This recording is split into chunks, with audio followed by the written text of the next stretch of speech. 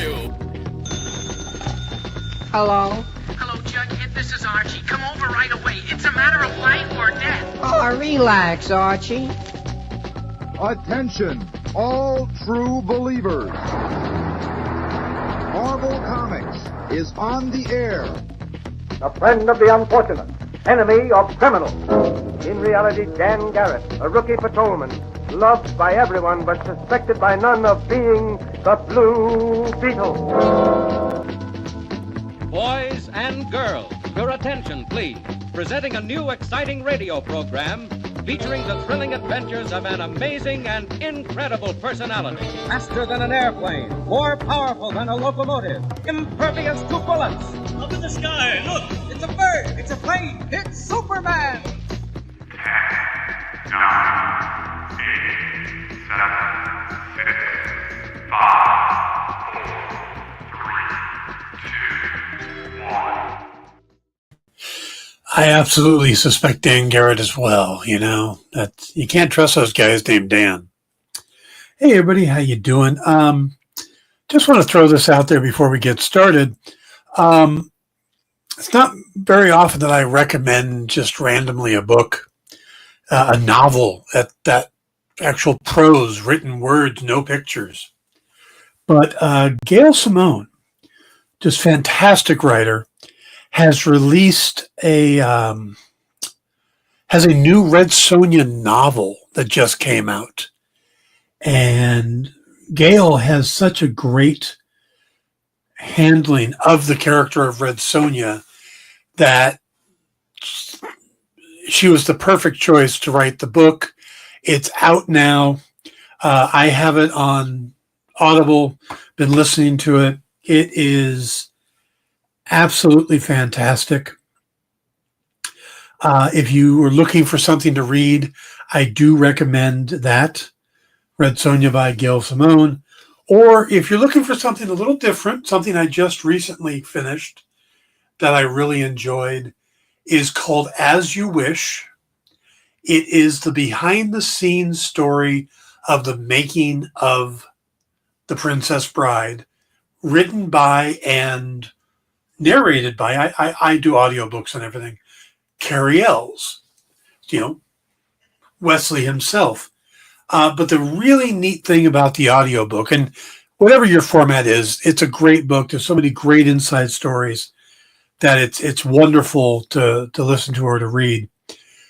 But the selling point on the audiobook is that he was able to get quotes from the other actors that are still with us: Wallace Shawn, Mandy Patinkin, Robin Wright, Billy Crystal, Rob Reiner. So there's all these quotes in the book from the people who worked on it, which is awesome in itself. But then you have to add the fact that they got those people to record their quotes. So as you're listening to Carrie Ells tell the story of breaking his ankle, or breaking his toe while he's about to film an important scene on the hilltop where he reveals to Buttercup that he is Wesley and not just the Dread Pirate Roberts. They'll cut to Rob Reiner saying his quote, or they're talking about Miracle Max, and they'll cut to Billy Crystal, and it's really, really a neat way to listen to the behind the scenes stuff.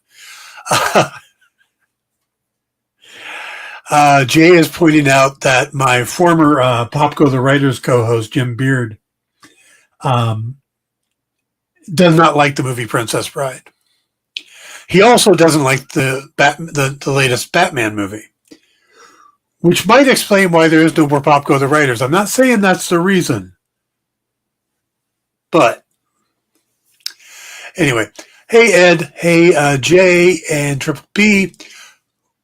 We got to do the opening. Let's do that.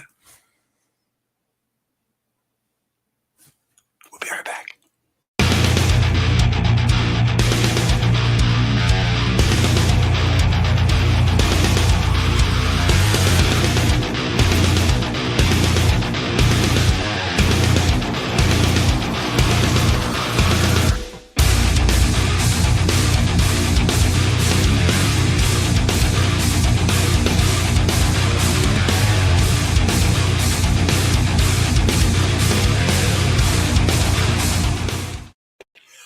You know, it's not just that he doesn't like the Batman and the Princess Bride.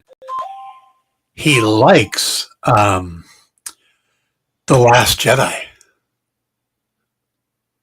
and The Rise of Skywalker. That's where it really started going. So, yeah, let me do something real quick about the volume on this. So, hi, welcome to the Dan Wickline Show. Hope you're all having a good day. We are going to talk about Marvel's Cosmic Problem, but I got to tell you, we got a flipping boatload of news. Now, I didn't do the news earlier this week, so I saved some of the big stories. Yeah, The Last Jedi wasn't that bad, but somehow Palpatine returned, and what's your name? Ray what? Ray Skywalker. Oh, my God.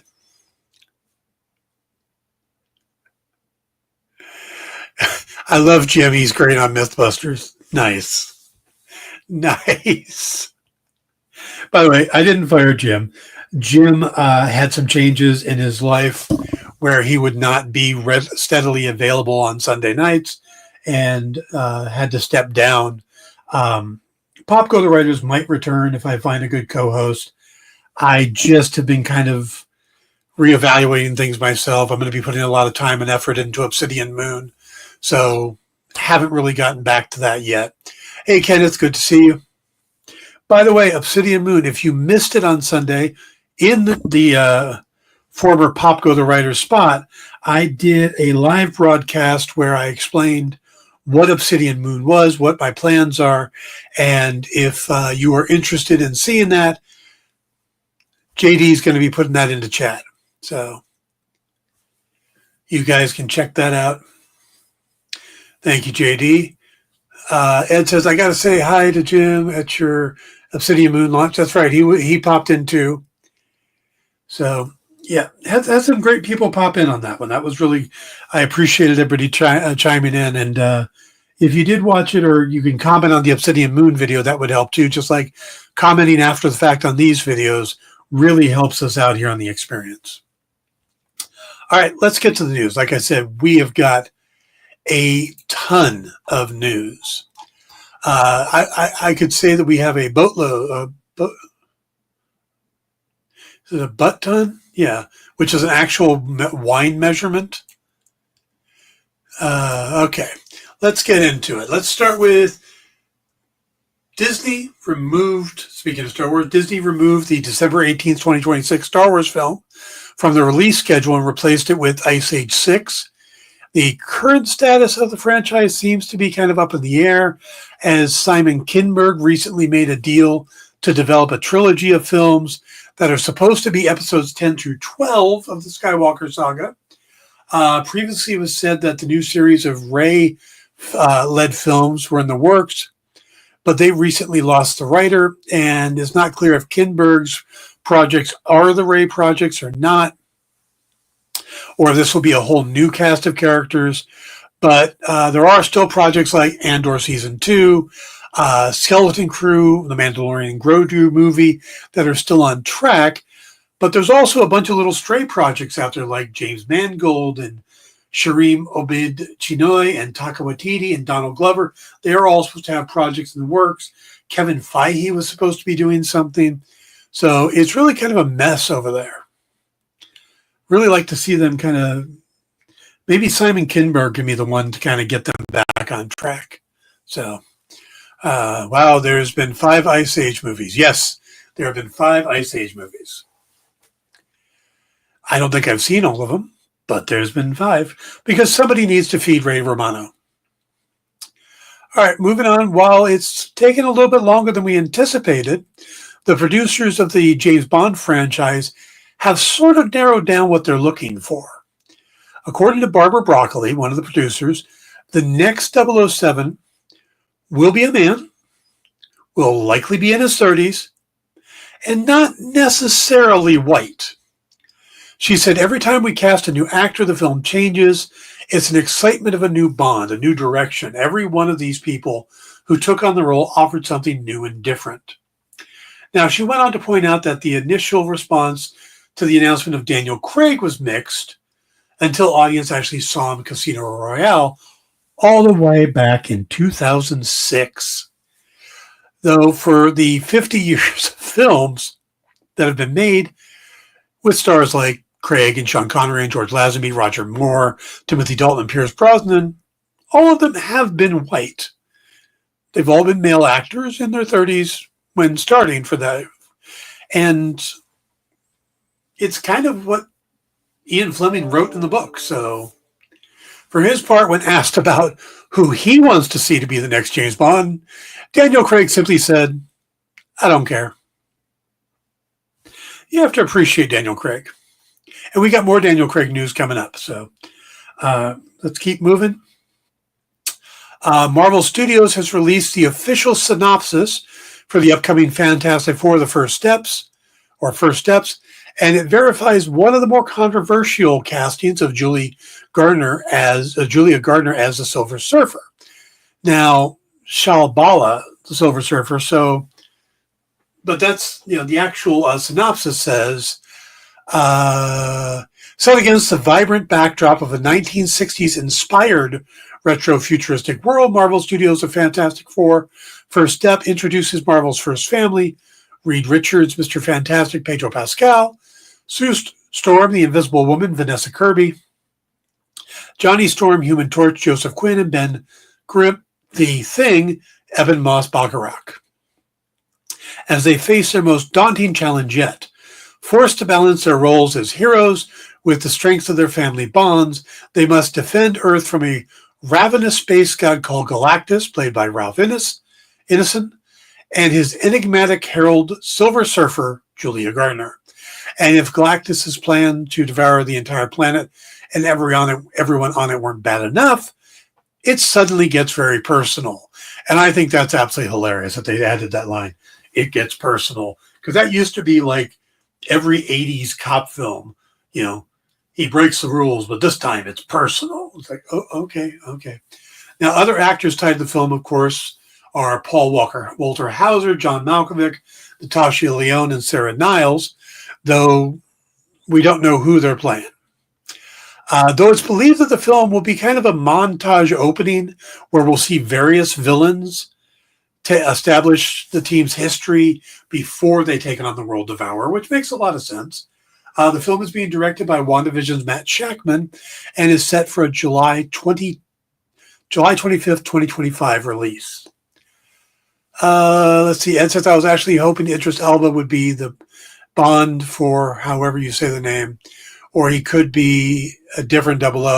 I like Dan's idea of exploring 00s other than 007. Yeah, I'm with you on that.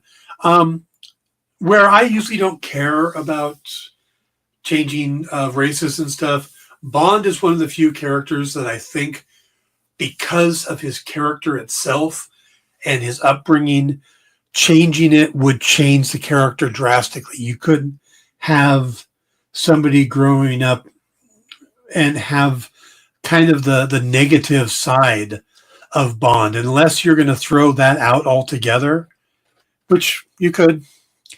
But yeah, I think that's a tough one to do a gender or a racial swap on and still have the same character, because there's some negative stereotypes to the character that if you want to get away from it, it's fine, but you're kind of getting away from what the character is kind of built up to be.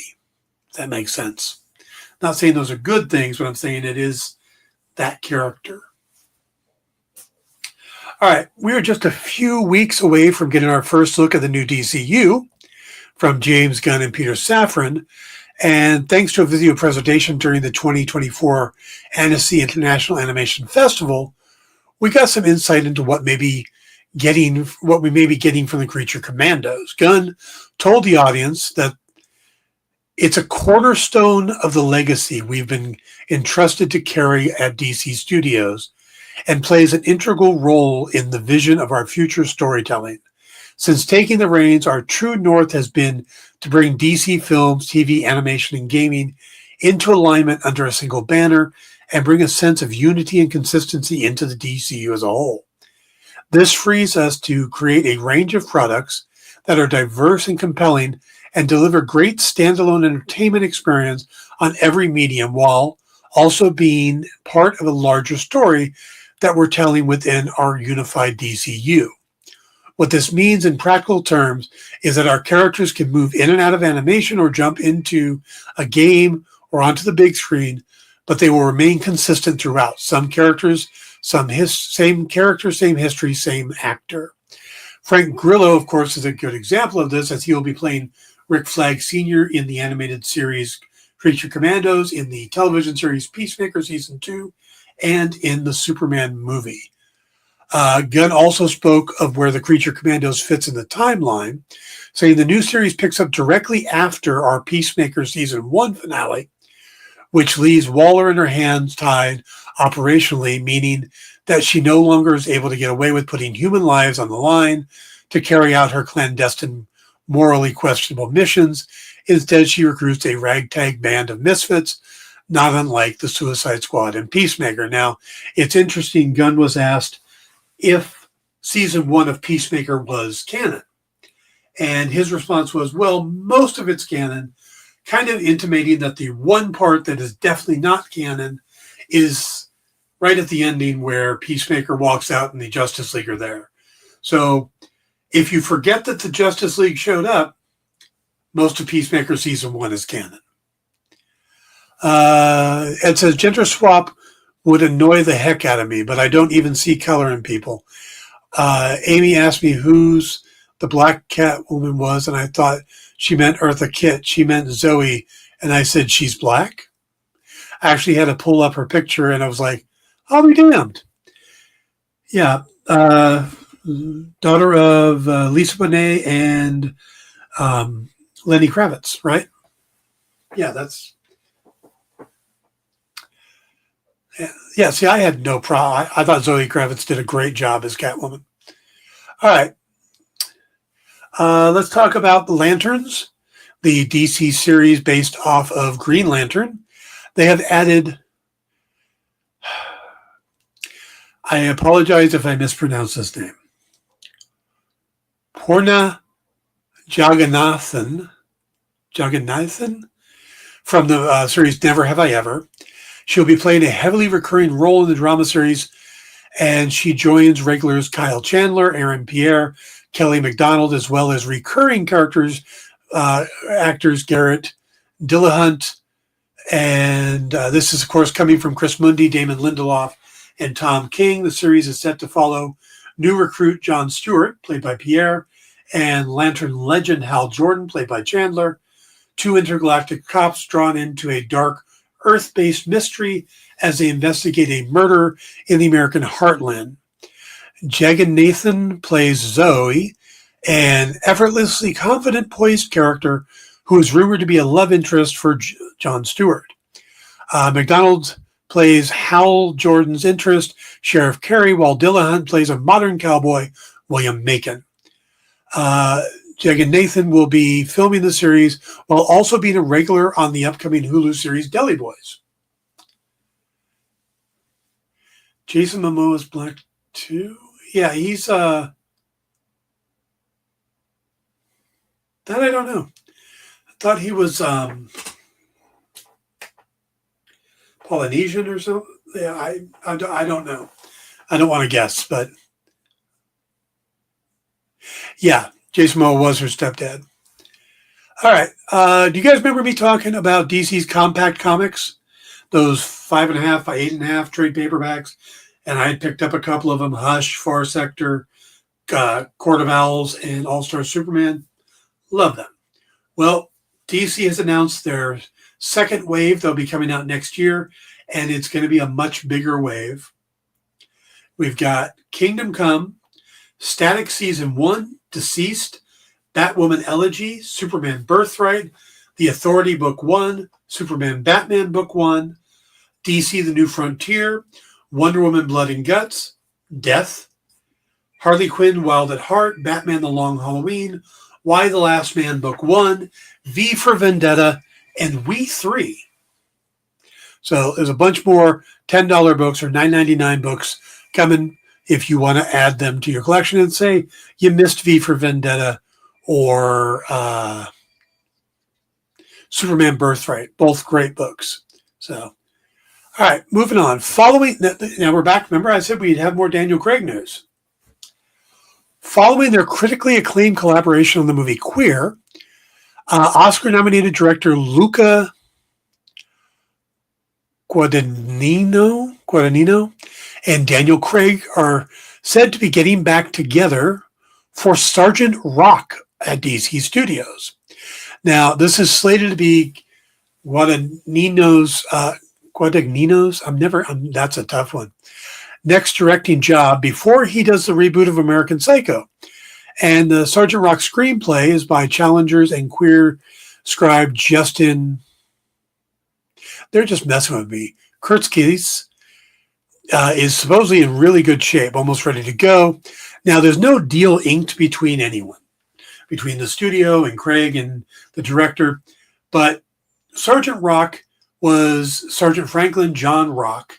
He was created by Robert Kaniger and Joe Kubert, and first appeared in 1959's DC's Our Army at War as a World War II soldier who served in the infantry. The character gained steam enough in 1977 when he received his own comic book series, which ran until July 1988. Is it the Sergeant Rock versus zombie storylines? I kind of hope it is, because otherwise, if it's just a war story, which I'm fine with, but it does seem like Sergeant Rock versus zombies or Sergeant Rock versus aliens or something would make it a little more akin to DC. Either way, though, looks like Sergeant Rock is happening. I always thought Sergeant Rock was kind of DC's answer to Sergeant Fury and the Howling Commandos. And then, but they never really did a lot more with Sergeant Rock like they did with Nick Fury. Marvel did with Nick Fury. So, okay, let's keep going. Like I said, we got a ton of news today. All right. Let me get my place back. Disney has announced that Star Wars Visions will be back for a third series, or third season. That's true. Daniel Craig did do Cowboys and Aliens. I almost forgot about that. War movies just aren't the same without John Wayne. Yeah, neither are Westerns. So, Star Wars Visions returning for a third season. 9 total studios will be involved. Returning studios are Kamikaze Duga, Kinema Citrus Co., Production LG, and Trigger. 5 new animated studios will be Anemia, which is a co-production with Kamikaze Duga, David Productions, Polygon Pictures, Project Studio Q, and WIT Studios. Though the animated series is locked in for a 2025 release, no specifics on the date or the timeline or when these will happen. So, but if you're a fan of the Star Wars Visions, you've got more coming. Daniel Craig was in that terrible Invasion of the Body Snatchers too. That movie was so bad. I don't remember that. Probably a good thing. Okay, going back to James Gunn. Gunn comes up a lot in talks these days. James Gunn says he's okay with making R-rated projects at DC Studios if the story merits it. In a new interview, Gunn revealed he would not wait and see how a project does, as it's been proven with the 2021 Suicide Squad and HBO series Peacemaker, audience have responded positively to them. He said, "We're not about that. We're not about see how it does. We've got one opportunity to take these characters and really press forward and do what we believe. I am a great believer that if we tell good, authentic stories, if a movie does well or doesn't do well, if you keep with the same philosophy, that you're going to build a universe that people are going to love and want to be part of for a long time. It's not about testing out to see if this thing works. It's just about telling a story. If a story is going to be R-rated, we're totally okay with that. If it's going to be PG, PG-13, or G, I don't care. Whatever is worthy of the story, that's what we're going to do."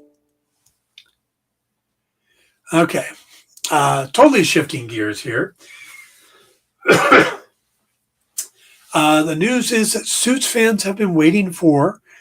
The star of the hit legal drama, Gabriel Macht, will be returning as the brash, suave super lawyer Harvey Specter from the original series in a 3-episode arc in the spinoff Suits LA.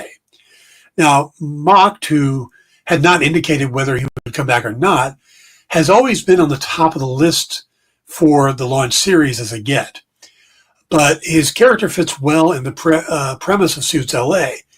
Harvey Specter and the lead character of Suits LA, Ted Black, played by Arrow's Stephen Amell, share the same background.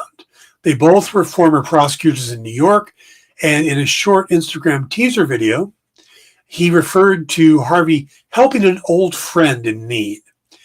Now, landing him for the spinoff is a big get, as it marks Mocht's first return to the screen since he left Suits. After his 9-season run on the USA series ended in 2019, he took a break from acting as he moved with his family to the UK.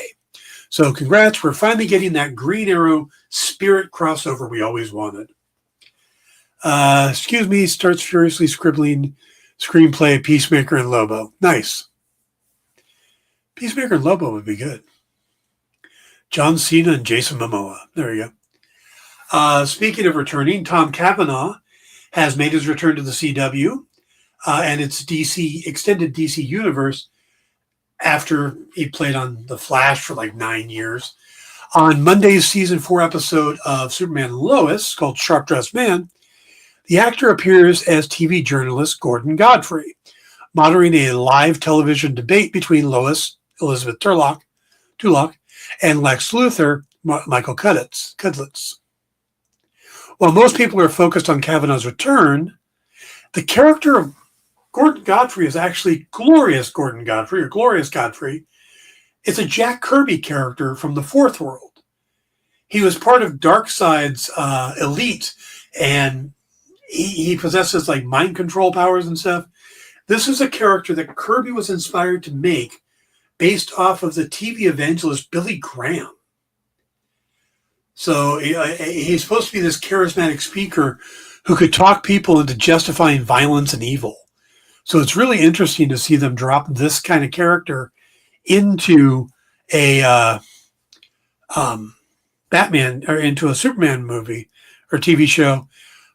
But how is that going to affect the final season? That's going to be interesting to see.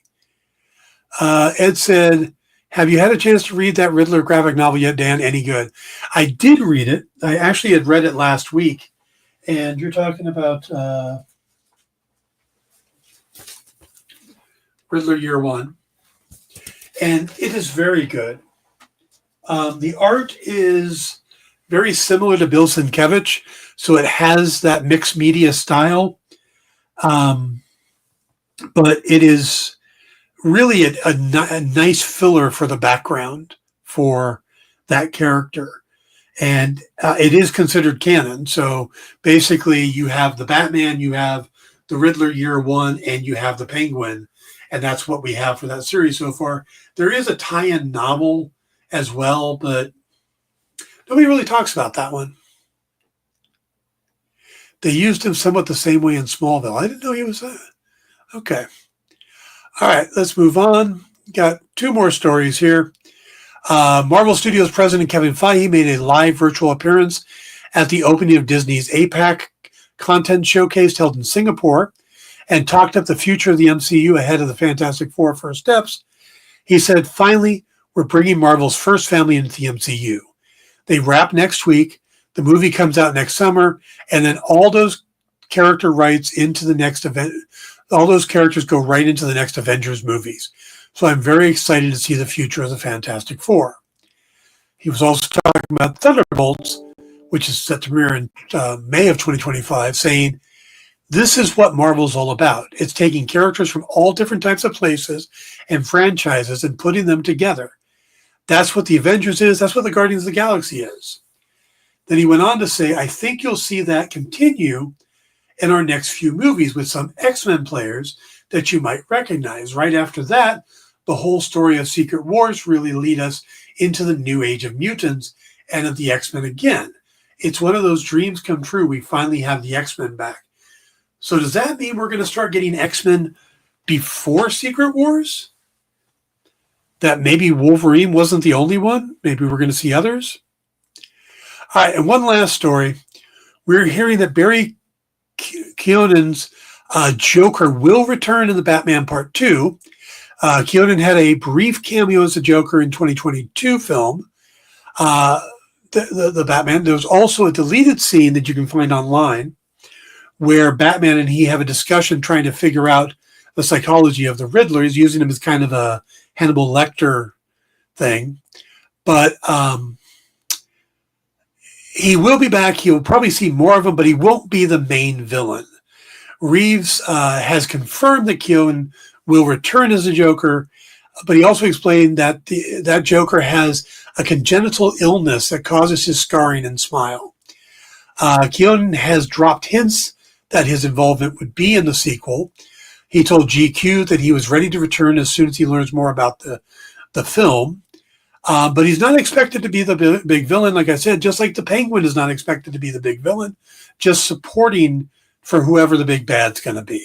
So, all right, that disappoints me a little. I'm kind of been there, done that with the Joker, been done so many times. See, I like the way they're doing it right now because, again, it's not making the Joker center stage, but it's acknowledging that he exists in the universe. When you can start building these characters and you kind of put them into place serendipitously, then you don't feel that everything is being thrown at you or they're doing universe building. It feels more natural to me. So the fact that Joker's already in Arkham and it's not Batman hunting him down or anything, just, you can't have a Batman without a Joker, whether you focus on him. But if they didn't introduce a Joker, everybody would be going, well, where's Joker? Where's Joker? Where's Joker? He's right there in Arkham. He's right there. We got him. We got the Penguin. We got the Joker. We got the Riddler. Those are the big three, right? Sure, we'll get to the other ones, but those are the big three everybody talks about. So, all right, we're going to take a break, and when we come back, we're going to talk about Marvel's little cosmic problem. Be right back. Programming on the EXP is made possible by viewers like you, or your local comic shop, or that Kickstarter you backed, or the publisher you like, or comic industry professionals who want to share a message with the world. Really, anyone who wants to advertise with us can. If you're interested in seeing a product you know and love, or are creating, or are publishing, or are involved with, advertised here on The Experience, and having your message shared with our viewers, please reach out by scanning the QR code below or visiting our website and using the contact form.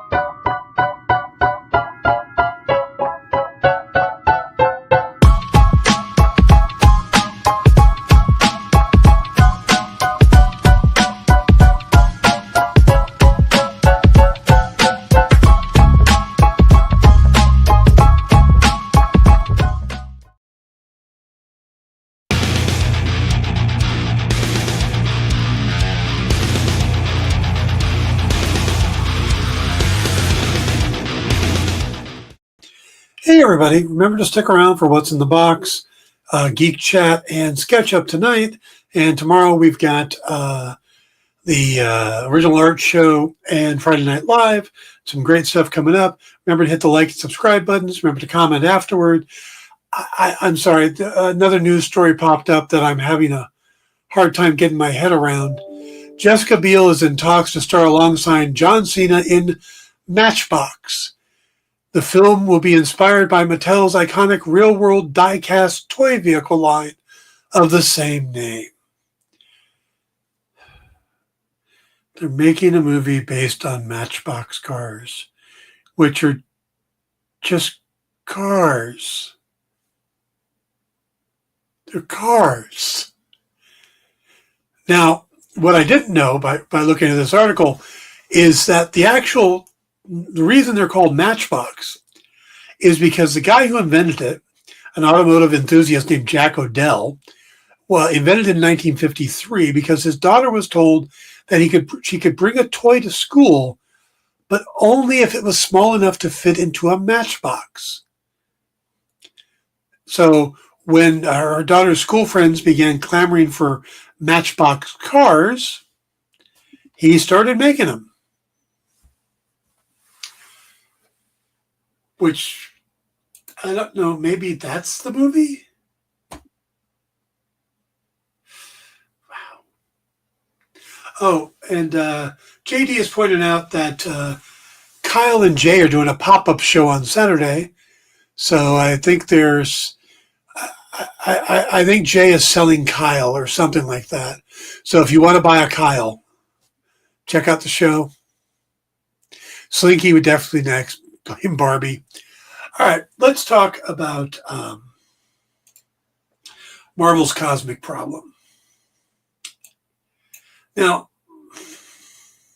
Marvel created a problem, and it's going to need to solve it eventually. And the problem exists in deep space. The studio has been expanding into different areas over time. The Marvel Universe are basically the street-level heroes, the Avengers-level heroes, the mystical heroes, and, of course, the cosmic heroes. And they're doing well with the first three. As we see Captain America Brave New World and the Thunderbolts are addressing the Avengers-level stuff. Daredevil Born Again is doing the street-level. Agatha All Along is the mystic stuff. But what's going on with the cosmic area? It's an area that has so many dangling plot lines that have never been addressed. And I don't mean the giant dead celestial chilling in the Indian Ocean. That's going to get taken care of by Captain America Brave New World. So what we need to do is define what makes the cosmic corner of the MCU. Now, clearly this is Guardians of the Galaxy and the Eternals. And while she's part of the Avengers, I think Captain Marvel belongs here as well. By the way, I just rewatched The Marvels last night. This is like my second or third viewing of it. I actually really liked that movie. There's a couple bad things, like the villain's never actually well defined. They could have front-loaded some of the stuff. And introducing Valkyrie in it with the Bifrost kind of takes away from the two scenes where they're scrambling to rescue people. But that aside, there's a lot of good in that movie, and I think it was unduly hated. But yeah, so Captain Marvel belongs here. And in a lot of ways, especially after the last two entries, Thor should be here as well. You know, yeah, he was more mystical stuff in Gods in the first one too. But when we sent him off to Sakaar and had him fighting, in a gladiator ring with the Hulk and then cosmic characters and stuff, he kind of became a cosmic character. Now, let's look at some of the things they have yet to address. You go back to the Infinity Saga. First thing, what happened to the Nova Corps and their home world? This was just a throwaway line. It was originally supposed to be in the movie and then it got cut. And we never really explored it. Fans are eager to see Nova, either a movie or a series. Brad Windebaum is always talking about Nova. And maybe that's where it'll be addressed, but it's still kind of a dangling plot thread there. And another thing, what happened to the Collector and the Grandmaster? We know the Collector sold nowhere to the Guardians, so he's still alive. Thanos didn't kill him. And, the Grandmaster was left on Sakaar with the people angry at him.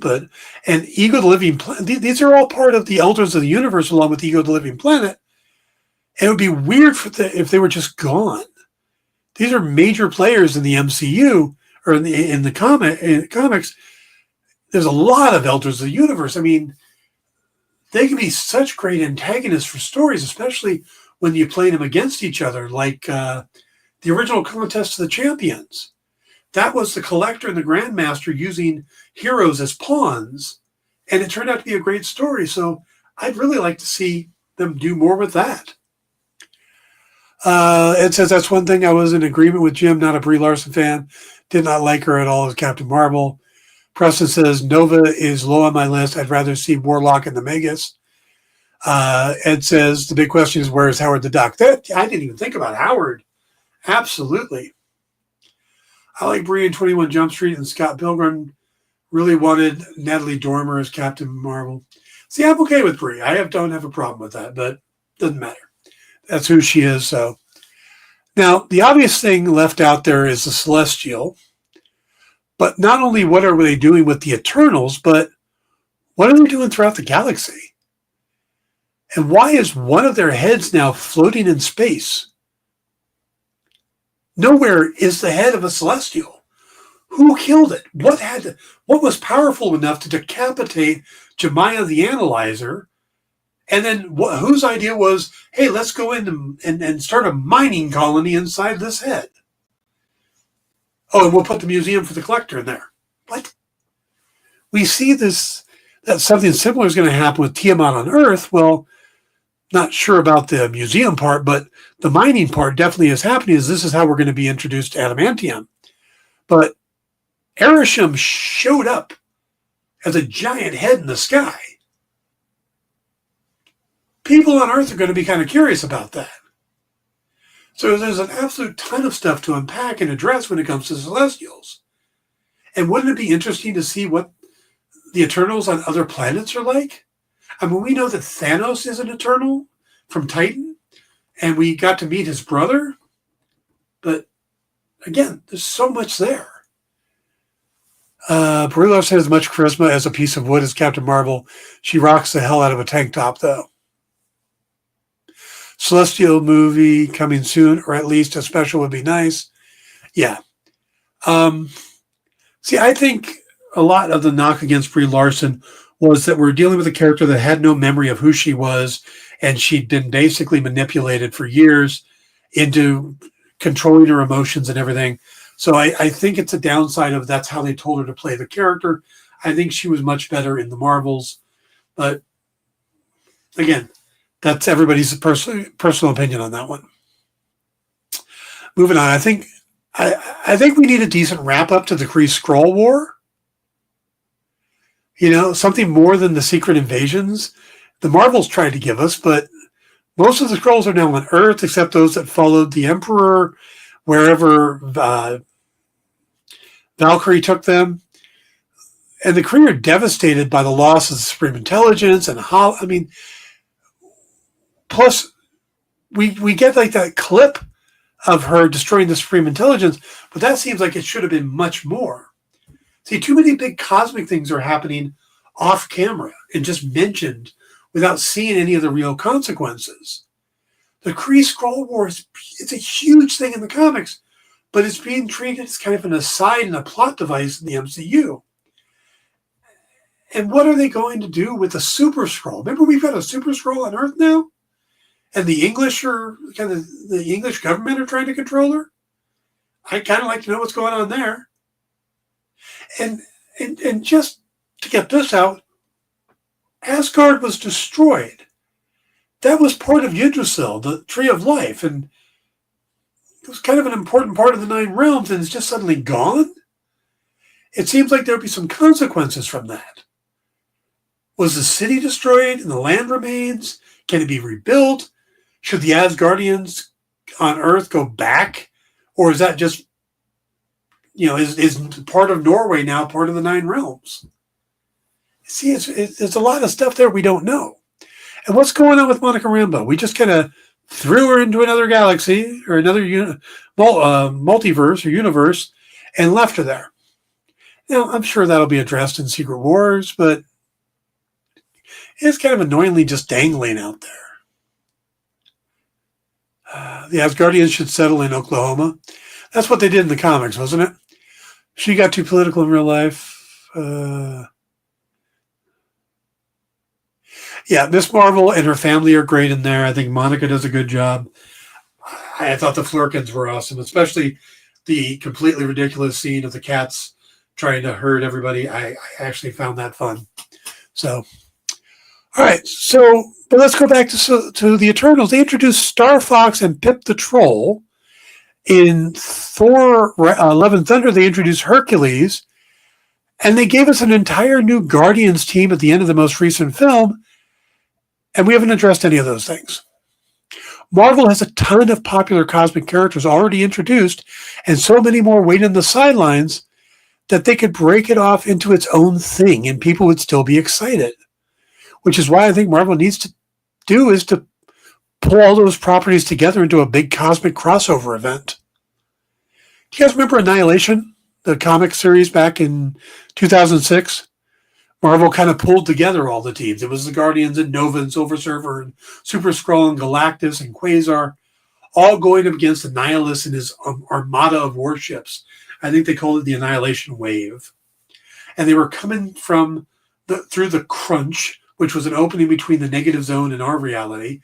And he was destroying galaxies. That's what you want to do, is go out and destroy galaxies. See, this is the type of event that could bring all the cosmic characters together naturally and revitalize and introduce a bunch of franchises without having to bring in the Avengers, because most of the Avengers wouldn't be able to do much in deep space. You'd have to put them on a planet, put them in a ship. But you have a lot of cosmic characters who could do stuff in space.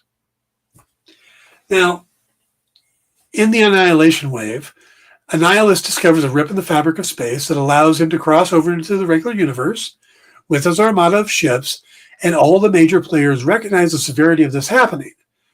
Now, say if that happens in the new movie, and Erisham decides that he will judge humanity based on how they survive this threat, because there's a lot of humans in deep space for some reason. Now, then you could follow characters like Nova and Captain Marvel and Star-Lord and stuff like that, and maybe they even allow the Eternals to assist.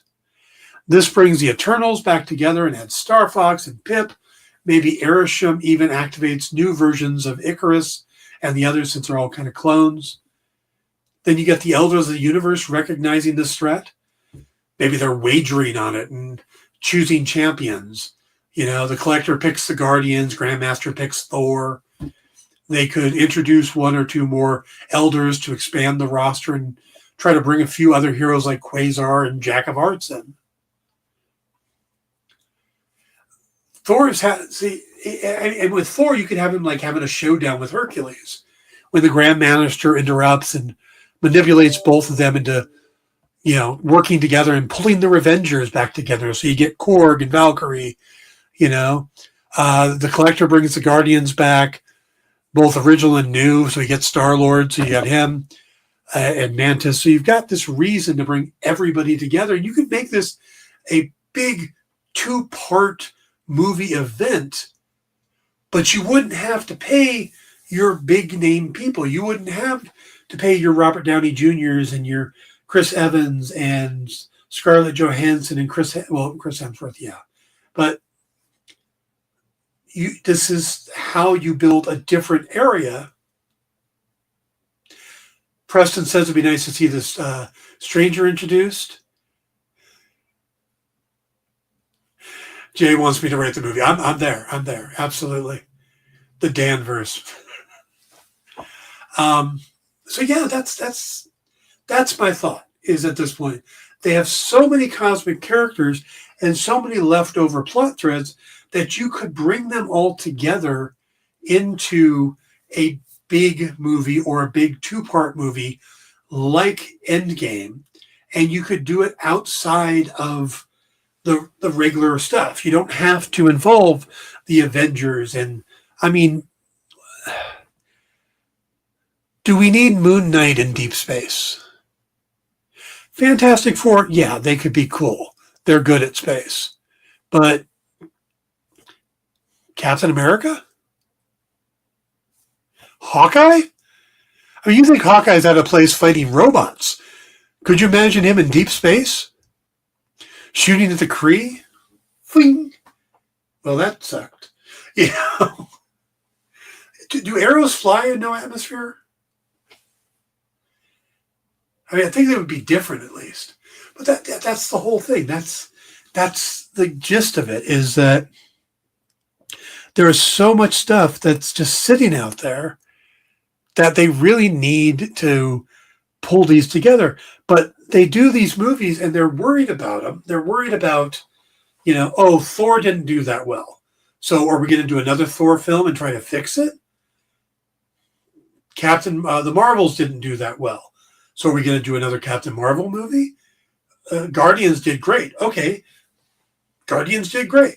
The Eternals didn't do well, though. People are finding the Eternals now and actually seeming to like it, which I liked it in the first place. I guess I'm just not as harsh on these films as some people. But so you've got these characters that are already cast, already built. You probably have everybody under contract to do another film anyway. Rocket propelled arrows. He probably has some of those. And you could do this while everybody else is doing their thing. You don't have to worry about it. So they keep doing these giant things that brings everybody into one. You could get a big team-up movie with just them. And if that work, you can start looking at, okay, well, maybe we do that for the Mystic stuff. Maybe that's how Scarlet Witch comes back. We bring Doctor Strange in, and we bring Wiccan and Agatha, and who else? We just start pulling the Mystic characters. Maybe Shang-Chi pops up in that. Maybe a new Iron Fist, or the old Iron Fist, an Iron Fist. So you could start crisscrossing like that, or a street level thing, Midnight Suns, there you go. They have, we talked about Celestials. I don't consider Blade and Black Knight part of the cosmic problem because they're not cosmic characters. They're mystical characters and they're supernatural characters, so they belong over there. It says The Eternals was a watch-at-home movie. When I watched it at home, I enjoyed it. I could take a break, get a snack. It's not that bad doing it that way. Yeah, there's a lot of people who thinks The Eternals should have been a series. That would have made sense too, because there was a lot there and a lot of character building and stuff like that. So, and I will admit that I really enjoyed The Eternals at home. I think I enjoyed it more rewatching it at home than I did in the theater. But I didn't dislike it in the theater.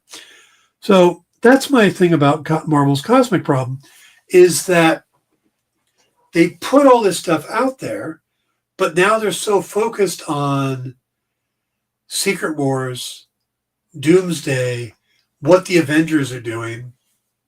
They don't know what to do with Guardians now because James Gunn is gone. They don't know what to do with Miss Marvel. Thor is in free fall again, just like he was after Thor: The Dark World. You've got all these other characters introduced. Pull them together. Make it an event. People will go. People will go because there will be a character they like. Thor fans will go. There are Captain Marvel fans out there. They'll go. There are Eternals fans out there. They'll go. And I don't think anybody would go, well, I like Thor, but I don't like the Eternals, so I'm not going to go. Hell, there are going to be people out there going, you're introducing Nova? I'm there. You're going to have Silver Surfer? Norrin Radd's Silver Surfer, even better? We're there. That's a great way they can handle it and kind of revitalize all the franchises and fix the tone issues and all this other stuff by just putting them all together into one big event. Morbius surprised people too. Adam Rose says Craven's going to surprise people. We'll see. He meant it in a good way, though. Yeah, I was saying Madam Web surprised people too.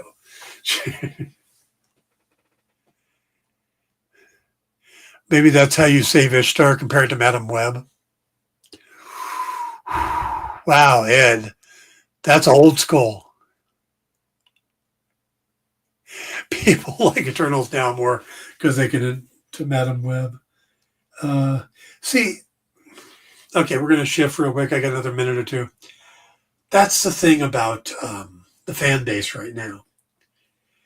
is that there is a vocal minority on the web that is kind of leading the charge by calling out these things. And I think it isn't that they dislike the stuff, is that it's not what they would have done. Because I think a lot of people have taken ownership of these characters. They've put so much time and effort into reading the comics and now watching the movies that they feel that the characters should go a certain way, whether it's because it's what happened in the comics or it's what they believe should have happened. There are so many people online saying what Marvel should do. Like me, I just said what Marvel should do cosmic-wise. But I don't dislike Marvel because they didn't do what I suggested. That's the key. There are people who don't give a movie a shot because it doesn't do what they wanted it to. And those people get online and they just spew hatred about it. And I don't know why that is. That's the key, is I don't know why that is. If you like a movie, great. If you don't like a movie, great. Because not every movie is made for every person. But to go out there and be angry because they didn't make it the way you want it made, that just seems ridiculous to me. So, there are people who like every movie. No movie has ever gotten a 0. There's always somebody out there who liked it. There are people out there that like the Green Lantern movie. There are people out there like that weird-ass Valerian movie. My girlfriend hated it with the passions of a fiery sun hate. I was like, it was all right. But that's why we're all different. We have different likes and different tastes. But you can't hate something because you didn't like it, great, but hate seems so strong. People like Zardoz. Some do, yeah. I ended up doing years of pictures of Sean Connery every Friday. That was my thing for a while. It was Friday Connery. But it wasn't because of Zardoz. It's because I originally posted a picture of him from Highlander with the big peacock feathers, and everybody loved it. It had so many hits. So I just started posting pictures of Sean Connery every Friday. But I stayed away from Zardoz because that's the one everybody expected. That's the one everybody thought I was going to post. I stayed away from that one until I started doing the actual movies in order. And then I kind of had to do Zardoz. So that's the thing is, one last thing I saw today that just blew my mind. I saw somebody who reported the story that Matt Reeves said, that he had confirmed something, and then pretty much said, well, that's what he says, though. And we know they lie. So, and we know this is true because that's what the rumors were. It's like, A, you don't know it's true until it happens. And B, you're saying somebody's a liar before they're actually caught lying. I don't know. The internet sucks. It really does. Yep, thanks to social media monetization, we live in an outrage-driven economy. It does, and we do. I could sit there and put my show titles as Why Marvel Sucks and This is Why James Gunn is Failing and probably get more hits. But those aren't topics I want to do. Those aren't topics I believe in. And I'd rather come on here and talk about positive things or ideas and stuff like that. I mean, I have some vitriol. If you ever hear me talk about the Prime Video version of ABC Murders with John Malkovich, that's some vitriol. You're going to get my ire up on that one. But overall, they're just movies. Negativity gets the clicks. Yep.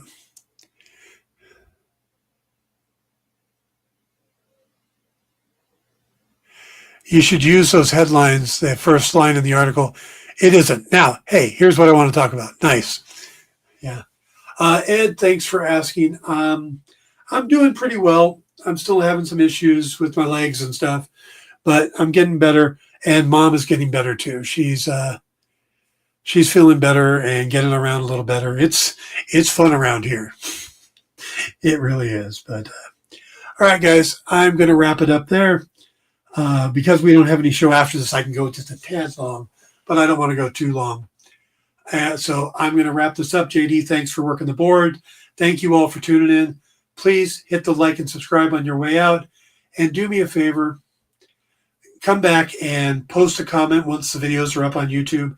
It really does help. The algorithm gets more viewers, and we want to get more people in here. We're going to get as many people as possible. We want to grow this as a society. And check out the Obsidian Moon video if you want to find out what I've got coming up writing-wise. So, is there anything else on tonight? There is What's in the Box with Miss Jen. There is the Geek Chat. And there is Sketch Up tonight. And then tomorrow will be Nick with his original art show.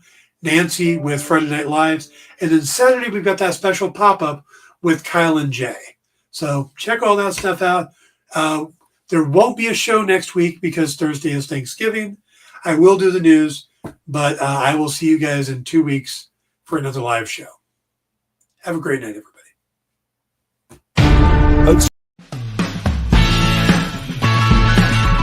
Join the party. Head over to our link tree to find all the links for everywhere the experience is all the time.